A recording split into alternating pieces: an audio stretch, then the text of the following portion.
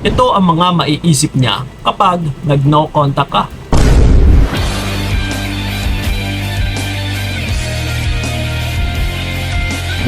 Yes. So, sa katanungan na, Kuya Kiko, ano nga ba yung maiisip ng partner ko kapag ginawa ko yung no contact rule?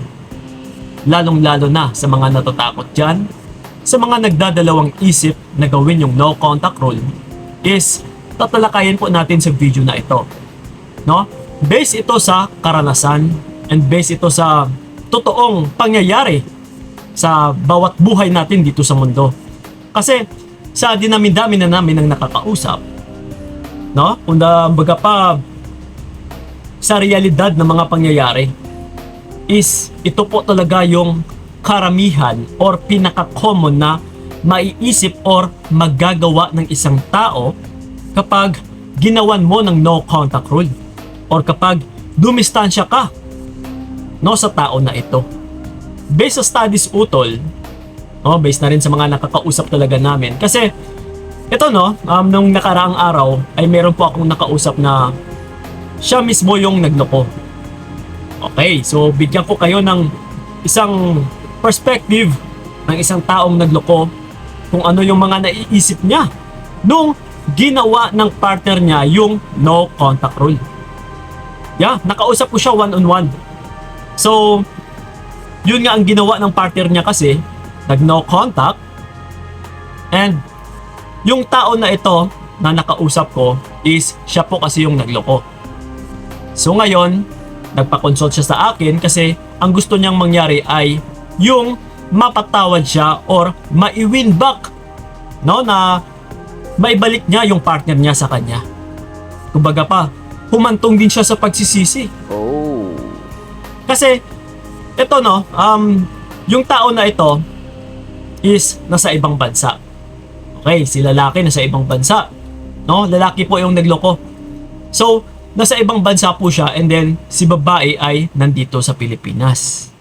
So ngayon, si babae walang kaalam-alam na niloloko na pala siya ng lalaki. Kumbaga pa, may nakilala si lalaki doon sa ibang bansa. And until na nadiskubrihan, no, ni babae, na-discover niya na meron palang kinakalaguyo, merong kinakasama doon, kasi nga may nagsumbong din, no, na katrabaho ng lalaki na ito doon sa partner niya na nandito sa Pilipinas. So ngayon nung sinumbong ng katrabaho niya, so nalaman ngayon ng babae. So ang ginawa, ito nga, pinagbabantaan na siya, ganito ganyan, kung hindi mo pa tatapusin yan is wala ka nang mauuwian. So ba't si lalaki is, yun na nga, no, di ba, karamihan or karaniwan ng pinaka-common ay once na nakapagloko kasi yung isang tao, ay hirap na hirap ito kung minsan tapusin. No, kung paano niya itigil, kung paano niya ihinto kasi syempre may involved na ibang tao eh. Pagdating sa kanya is gusto niya nang tapusin, pero pagdating naman kasi sa kinakalaguyo niya ay yes, of course, hindi pa po yan papayag na iiwan. So that's why nahihirapan siya. Kuya Kiko, ito nga yung ginagawa ng partner ko sa ngayon, nag-no contact siya. No, kasi nung nalaman niya, nagalit siya sa akin. So after nung nalaman niya kasi ay parang bihira ko na lang siya makakausap. Kung minsan na lang siya kumikibo sa akin, kung minsan na lang siya nagre-response, kung minsan umaabot pa ng 2 hanggang 3 linggo bago siya makapag-reply. Oh. Yes. Which is, no, yung gawain na ito na ginawa ng partner niya ay nag-no contact rule. So dahil sa gawain na ito utol, ay mas lalong nababahala yung taong nagloko or yung taong ginawan mo. Kasi wala siya kaalam-alam kung ano yung pinaplano ng taong niloko niya. Wala siyang kaalam-alam kung ano yung binabalak. Baka tuluyan na rin mawala. Kasi bago ka mag-isip na Kuya Kiko, natatakot akong gawin yung no contact rule is baka tuluyan na siyang mawala. Ito nga utol no, what if kung and why not? Na bakit hindi nating magawa na kung siya yung paiisipin natin na baka ikaw ito yung tuluyang mawala? No, bakit hindi mo maisip yung ganun? Bakit hindi mo magawa na dapat siya ito yung kailangan nating mapaisip na magkaroon siya ng takot na tuluyang kang mawala kapag tinuloy-tuloy niya yung gawain na ito. Kesa ikaw yung nag-iisip na kung gawin ko yung no contact rule, Kuya Kiko, baka tuluyan na siyang mawala sa akin. So maling-mali. No, which is, instead na ikaw yung mag-iisip nito, siya yung gawin nating mapapaisip na baka ikaw ito yung tuluyang mawala. Sa pamamagitan na kailangan mong gawin yung no contact rule. So ganun na nga yung lalaki nagpa-consult sa akin. No? So ang dami-dami niyang naiisip. Na Kuya Kiko, natatakot ako na baka mawala talaga yung partner ko kasi nagawan ko siya ng kasalanan. Kasi ito nga yung isa sa mga naiisip niya. Actually, siya yung napagkitaan ko na gusto ko rin syempre na siya yung magiging future ko.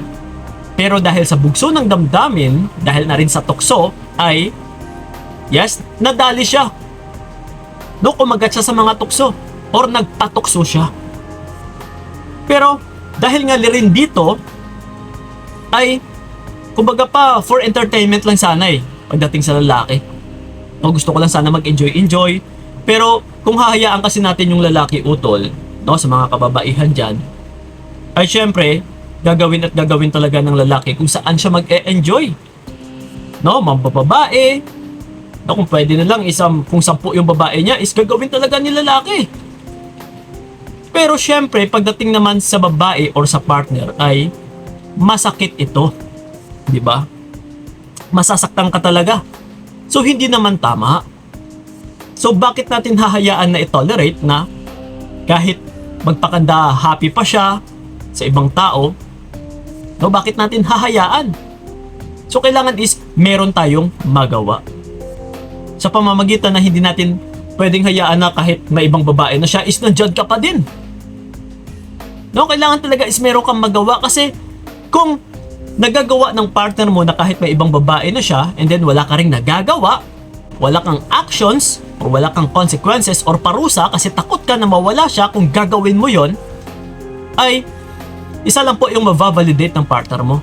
Nako, hayaan mo na yung partner ko na yan kasi sa totoo niyan, wala naman talagang magawa yan My God. So kung yun na po yung mariregister sa isipan ng partner mo, mahihirapan ka na po. Mas lalo kanyang papapahirapan. Mas lalo na siyang mamimihasa. So gusto mo ba yun? So kung sinasagot mo sa ngayon na hindi, bakit wala kang ginagawa? That's why, kailangan mo talagang gawin utol yung no contact rule. Kasi magkakaroon at saka magkakaroon talaga ng pangamba na mawala ka, na dapat siya yung ilagay natin sa pag-iisip na baka ikaw ito yung mawala. Question, Kuya Kiko, what if kung hindi niya yun maiisip?